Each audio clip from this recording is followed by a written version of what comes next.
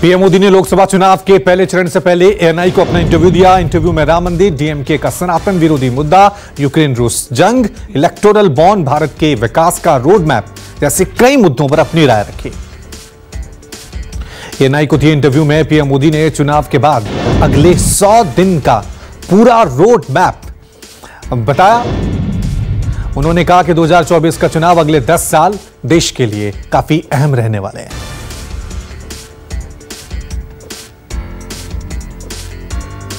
PM Modi ने राम मंदिर पर कहा कि राम मंदिर विपक्ष के लिए राजनीतिक हथियार था। राम मंदिर के बन जाने से अब विरोधी इस मुद्दे पर डरा नहीं पाएंगे। राम मंदिर देश की जनता ने बनाया है।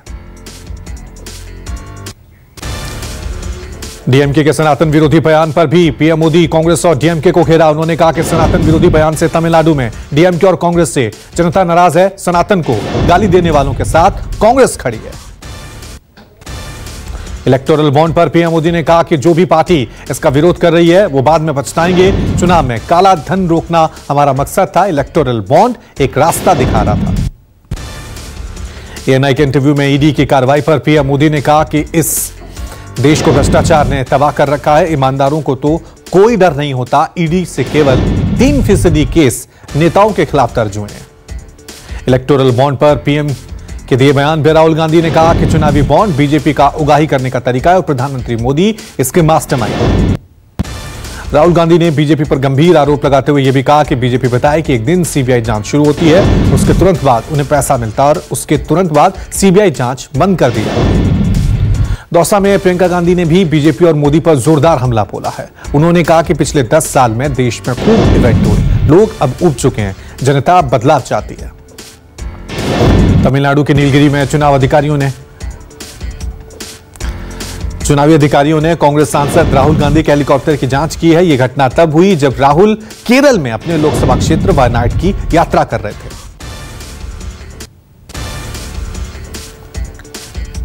अब तिहाड़ जेल में अरविंद केजरीवाल से मिलने पहुंचे सीएम भगवंत मान। तिहाड़ जेल में मुलाकात के बाद भगवंत मान ने निशाना साधा और कहा कि फोन पर बात करवाई गई, यह तानाशाही की हद है।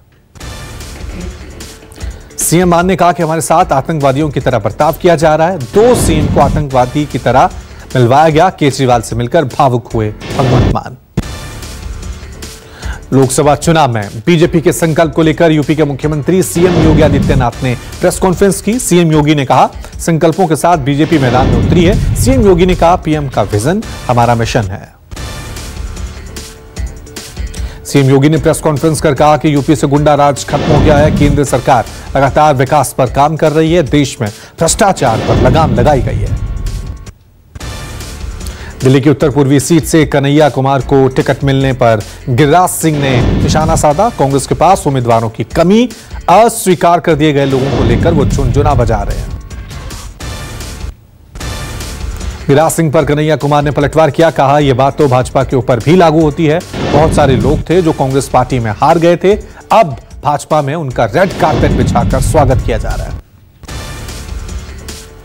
मनोज तिवारी ने कन्हैया कुमार पर निशाना साधा। कहा 40 दिन के भ्रमण पर आए हैं टुकड़े टुकड़े गैंग के विचारों वाले कन्हैया कुमार। 10 साल में हुए 14,600 करोड़ के कामों पर नजर जरूर डालें। समाजवादी पार्टी के गढ़ मैनपुरी में डिंपल यादव के नामांकन की सारी तैयारियां पूरी हो गई हैं। मैनपुरी से चुनावी मैदान में उतरी अखिलेश यादव की पत्नी कल 16 अप्रैल को अपना नामांकन दाखिल करेंगे। अमरनाथ यात्रा के लिए आज से रजिस्ट्रेशन शुरू हो गए। यात्रा 29 जून से शुरू, 19 अगस्त को इसकी समाप्ति होगी। इस बार 52 दिन की होगी अमरनाथ यात्रा।